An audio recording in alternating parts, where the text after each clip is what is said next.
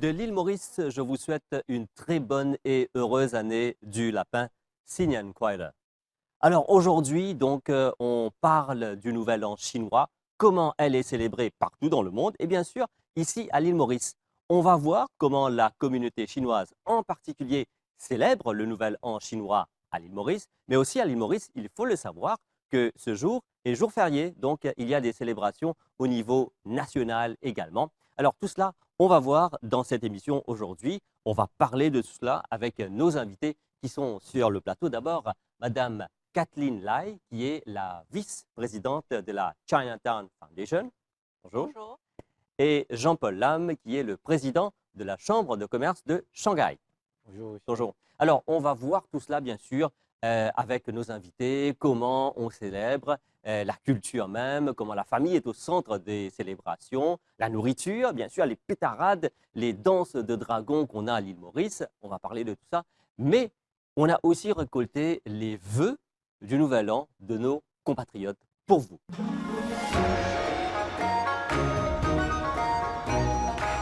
Je vous souhaite une bonne et heureuse année pour fête du printemps, bonne santé, prospérité et succès. 大家恭喜發財，精神爽利，萬事勝意。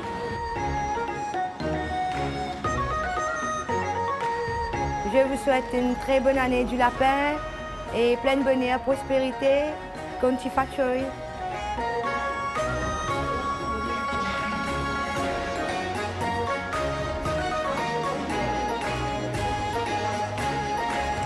Ni hao, 我祝福大家的毛利求斯人，毛利求斯的华人，一个新年快乐，万事如意。Bonne et joyeuse année, la santé et prospérité. 毛利求斯全体华人恭祝全体中国人民新年快乐，人民幸福安康，谢谢。Je souhaite tout le monde chinois, qui dans la Chine, bonne année. Je souhaite à toute la communauté chinoise une bonne et heureuse année du lapin et qu'elle soit prospère et pour tout le monde, je vous souhaite une bonne santé. I wish everyone in the Chinese community a happy Rabbit New Year. I wish them happiness, hope, prosperity and success in everything for the Rabbit New Year.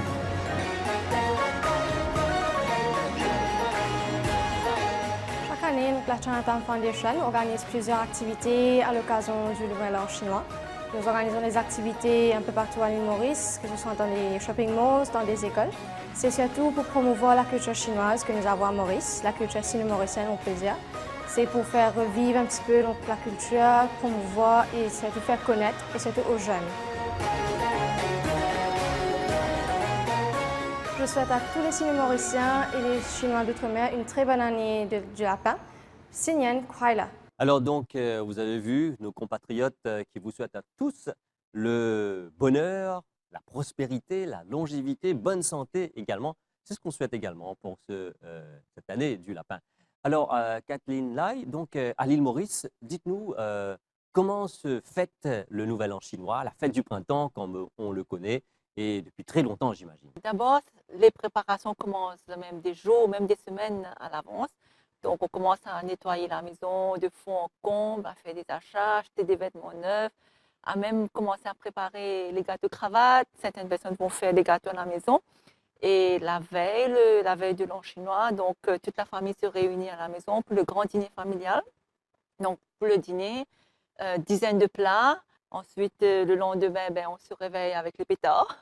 Donc, sonner les pétards pour chercher les mauvais esprits et aller à la pagode pour rendre hommage à nos ancêtres, prier les dieux et ensuite retourner à la maison où certaines personnes vont aller rendre visite à la famille pour leur souhaiter, bien sûr, bonne année. Alors, Jean-Paul Lam, donc, comme Kathleen l'a dit, ça se fait en famille.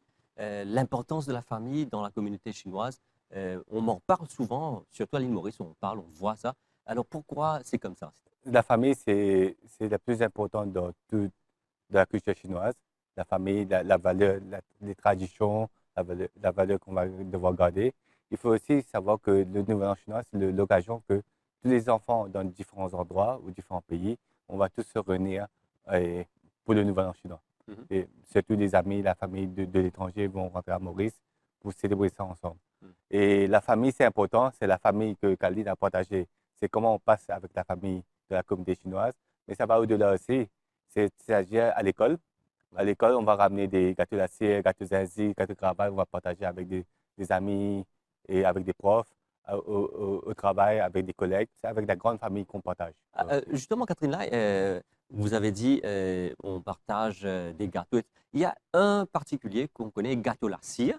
Alors, expliquez-nous comment c'est fait, hein, parce que beaucoup de gens nous regardent aujourd'hui. À l'île Maurice, on fait gâteau la cire, particulièrement la communauté chinoise. Comment c'est fait? Le gâteau de la cire, ça se fait avec le riz de farine et du sucre. Souvent, on met la peau d'orange dans le mélange et c'est cuit à la vapeur. Le meaning, c'est, je pense qu'en Chine, on dit qu'il faut partager un gâteau qui s'appelle Nian Kao, donc qui veut dire que tout au long de l'année, vous avez beaucoup de bonnes choses. Donc c'est pourquoi il y a le gâteau de la cire qu'on partage avec les amis, la famille. Ouais. Jean-Paul, alors, la tradition, comme vous avez dit, ça date de très longtemps, la communauté chinoise. Comme les premiers sont venus, ils ont perpétué cette tradition. Alors, qu'est-ce que vous faites pour justement léguer aux jeunes cet héritage et continuer à fêter ce nouvel an dans la tradition pure que vous avez depuis plusieurs années maintenant, même 200 ans presque? Il faut d'abord protéger les patrimoines, la culture, les bonnes habitudes qu'on a l'habitude de faire. Je m'en souviens, c'est comme Caroline a dit aussi, c'est le premier jour, on va au pagode. Il faut savoir, les jeunes pour aller au pagode le premier jour. Après, on a fêté les réveillons avec des familles. Ouais. Après le dîner, on est parti. Et en boîte de nuit, on a fait des rencontres. Et le lendemain, pour aller au pagode, c'est pas évident. Et c'est pas évident. Et c'est la culture chinoise aussi. Il y a des grands-parents, les aînés qui nous disent ben, il faut quand même donner un respect aux grands-parents. Il faut un petit service, il faut y aller. Et c'est ça, c'est qu'on a gardé des événements culturels. Ouais. Et on a gardé aussi des grands événements, des grands banquets chinois qui regroupent des centaines de personnes ou même milliers de personnes qu'on va organiser le 3 février ici à Maurice. Parce qu'on va célébrer le Nouvel An chinois pendant 2 semaines. Bon, Maurice étant un pays, une île multiculturelle, il y a plusieurs personnes de toutes les cultures. Et le jour du Nouvel An chinois est jour férié où tout le monde fête. Alors, comment cette intégration du Nouvel An chinois dans cette communauté multiculturelle à l'île Maurice? Bien sûr, il y a des gâteaux qu'on partage avec tout le monde. Ce n'est pas que entre nous, les Sino-Mauriciens, qu'on mange, c'est avec tous les amis, tous les voisins.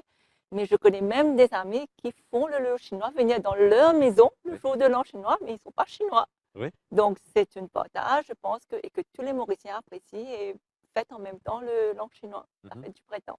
Et donc, est-ce que la communauté chinoise à l'île Maurice, à travers la Chinatown Foundation, même Shanghai Chambre de commerce, vous êtes en train un peu de resserrer les liens et établir de nouveaux ponts avec la Chine? Bien sûr, c'est ce qu'avec les émissions, de participer à l'émission de CGTN, de partager aussi notre Nouvel An chinois, c'est-à-dire avec 2 pays où on les invite pour venir. Et c'est comme si ce mois-ci, on a un groupe de Madagascar qui vont venir et faire une grande performance de 500 personnes à Maurice.